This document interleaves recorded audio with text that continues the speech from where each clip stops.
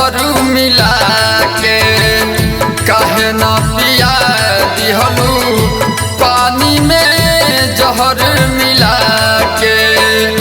लागल बा ऐसे जैसे तीर लागे आके, लागल बा ऐसे जैसे तीर लागे आके। काहे न पिया दिहलू पानी में जहर मिला के, काहे न पिया दिहलू पानी में जहर मिला के। पत्थरों से प्यार किया नादान थे हम, गलती हुई क्योंकि इंसान थे हम। और आज जिससे नजरें मिलाने में तकलीफ होती है, कभी उसी शख्स की जान थे हम।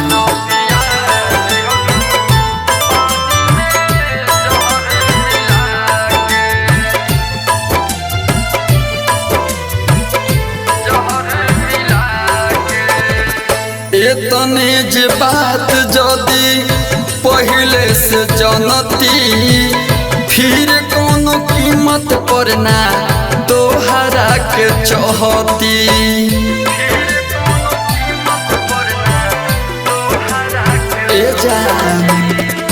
इतने जे बात जदी पहले से जानती, फिर कोनो कीमत पर ना तोहरा के चाहती। खुश बारू जान तू दोसरा के पाके, खुश बारू जान तू दोसरा के पाके। काहे न पिया दिहलू पानी में जहर मिला के, काहे न पिया दिहलू पानी में जहर मिला के।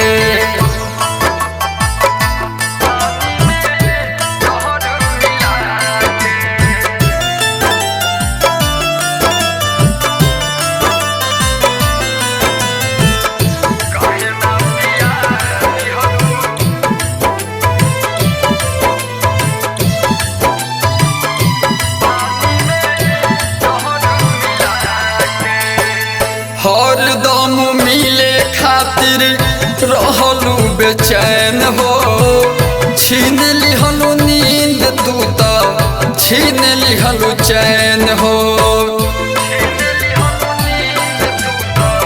बड़ी दर्द दिल बड़ुए जान।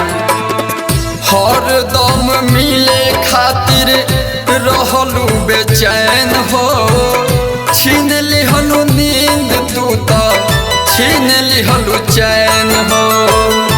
का होई मद होशी संतोष के रुबा के, का होई मद होशी संतोष के रुबा के। काहे न पिया दिहलू पानी में जहर मिला के, काहे न पिया दिहलू पानी में जहर मिला के। डार्लिंग रिकॉर्डिंग स्टूडियो ढाका।